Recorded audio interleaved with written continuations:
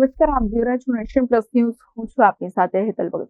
હાલ પવિત્ર ચૈત્ર માસમાં ભક્તો વિવિધ પ્રકારના અનુષ્ઠાન કરતા હોય છે.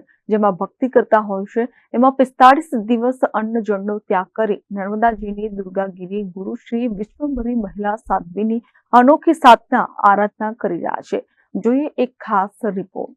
ડભોઈ તાલુકાનું દક્ષિણ પ્રયાગ તીર્થ ચાંદોદ નર્મદા નદી કિનારે વસેલું છે અને આ સ્થાન સંખ્યાબંધ ઋષિ મુનિઓના તપ અને ધ્યાનનું કેન્દ્ર પુરાણોમાં રહ્યું છે.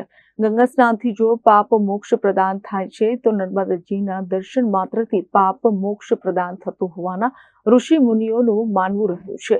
તેવામાં દક્ષિણ પ્રયાગ તીર્થ ચાંદોદ પાસેથી પસાર થતી માં નર્મદાજી હાલ નર્મદા જિલ્લામાં ઉત્તર વાહિની પરિક્રમાનો મહિમા છે.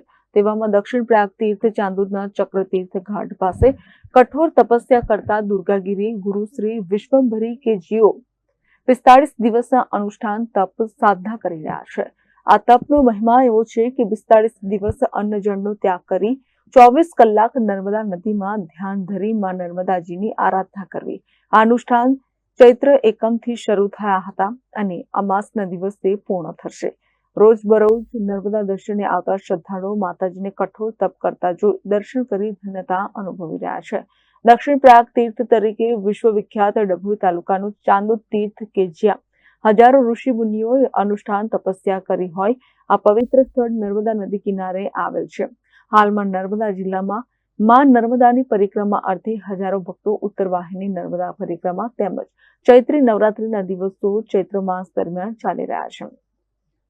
હારસામાં મૂળ બરવાડા તાલુકા વડિયા જિલ્લો અમરેલીના દુર્ગાગીરી ગુરુ શ્રી વિશ્વંભરી ગીરી ડભોઈના ચાંદોદ તીર્થ પ્રવાસ અર્થે નર્મદા દર્શને આવ્યા હોય માતાજીની પ્રેરણાથી અહીં 45 દિવસીય અનુષ્ઠાન અન્ન જળ ત્યાગ કરી સંકલ્પ લીધો છે. જે અનુષ્ઠાનનો પ્રારંભ તારીખ 28 માર્ચથી કર્યો.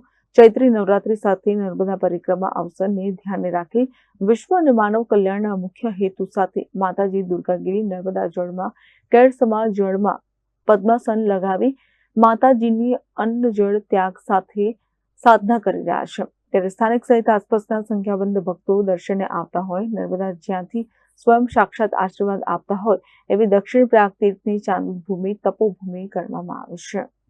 અનેક સાધુ સંતો મહંતો યક્ષ કુબેર રાક્ષસ અને પશુ પક્ષીઓએ ભૂમિ ઉપર તપસ્યા કરી હોવાને લઈને પુરાણોમાં ચર્ચા છે. આવી પાવન ભૂમિ પર જ્યારે માતાજી સ્વયં અનુષ્ઠાન કરી રહ્યા છે સ્થાનિક લોકો પણ આ પાવન પળને ધન્ય માની રહ્યા છે. માતાજી દુર્ગાગીરીના સેવક દ્વારા માહિતી આપતા જણાવ્યું હતું કે દુર્ગાગીરી માતાજી આ પહેલા પણ તેમના મુખ્ય આશ્રમ બરવાડા ખાતે શિવ આરાધના અર્થે શિવરાત્રીથી શિવરાત્રી વાર્ષિક અનુષ્ઠાન આશ્રમ ખાતે બનેલ ગુફામાં 6 થી 7 વખત કર્યા છે. જ્યારે માતાજી દ્વારા 45 દિવસ નર્મદા અનુષ્ઠાન બાદ દ્વાદશ જ્યોતિર્લિંગના પ્રવાસે જઈ 12 જ્યોતિર્લિંગ પાસે આવેલ આશ્રમોમાં ભૂમિમાં ખાડો કરી તેમાં 13 માસનો અનુષ્ઠાન શિવ આરાધના અનુલક્ષી કરવાના છે. પ્રથમ સોમનાથ બાદ 11 જ્યોતિર્લિંગ ખાતે આ અનુષ્ઠાન થશે. ત્યારે માતાજીને આવી પ્રેરણા અનુષ્ઠાન કરવા એ પણ અન્ન જળનો ત્યાગ કરી એ દૈવી શક્તિ મળતી હોય તેવી અનુભૂતિ થઈ રહી છે. વિજ્ઞાન અને સંશોધકો પણ અનુષ્ઠાન કઠોર તપસ્યા એક પડકારકારક જણાય આવે છે. નમો નારાયણ. નર્મદેહર માતાજી અમરેલી જિલ્લાના વડિયા તાલુકાના બરવાળા ગામના છે. માતાજીનું નામ દુર્ગા માતાજી છે અને ગુરુનું નામ વિશ્વંભરગીરી બાપુ છે. વિશ્વંભરગીરી બાપુનો આશ્રમ ઢોળવા વડિયા તાલુકાના ઢોળવા ગામે આવેલો જે અમરેલી જિલ્લાનું છે. માતાજીના આશ્રમો 8 થી 9 જુદા જુદા જગ્યાએ છે. જેમાં માતાજીનું જન્મસ્થાન છે બરવાળા જે અમરેલી જિલ્લાનું બરવાળા છે તે ત્યાં પોતાનો આશ્રમ પણ છે અને માતાજીએ આવી રીતના અનુષ્ઠાન ત્યાં બરવાળામાં કર્યા છે.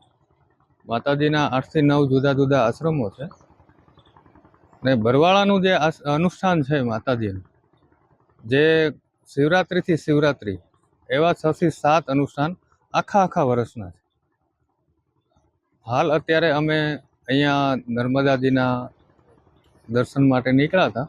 એમાં ખાસ અમે અહીંયા સાણોદમાં ચક્રપાણી ઘાટ ઉપર અમે જ્યારે દર્શન માટે આવ્યા નર્મદાજીના માતાજીને પ્રેરણા થઈ કે મારે અહીંયા અનુષ્ઠાન કરવું છે. એટલે માતાજીએ આ જગ્યા પસંદ કરી અને નર્મદાજીએ આવકાર આપ્યો. એટલે આજે લગભગ 6થો દિવસ છે. માતાજી 45 દિવસ અન્ન પાણી લીધા વગર અહીંયા અનુષ્ઠાન માટે બેઠા છે. મુખ્ય આ અનુષ્ઠાન માટે પાછળનું કારણ શું? બસ જનહિત. કોઈ માતાજીનો ઉદ્દેશ એના પોતાના માટે નથી. એમ જન ઉદ્દેશ, જનનું બધાનું કલ્યાણ થાય એના માટેનો ઉદ્દેશ, બસ એ જ ઉદ્દેશ. આગામી દિવસોના માતાના અનુષ્ઠાનના તો પછી એના કઈ આયોજન થાય?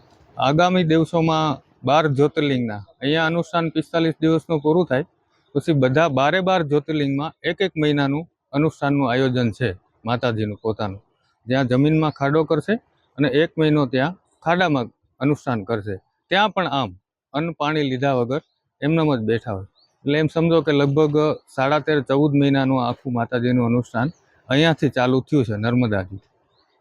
નવરાત્રી ચાલી રહી છે, માતાજીનું અનુષ્ઠાન ચાલી રહ્યું છે. જી. શ્રદ્ધાળુઓને શું કહેશો માતાજીના દર્શન માટે?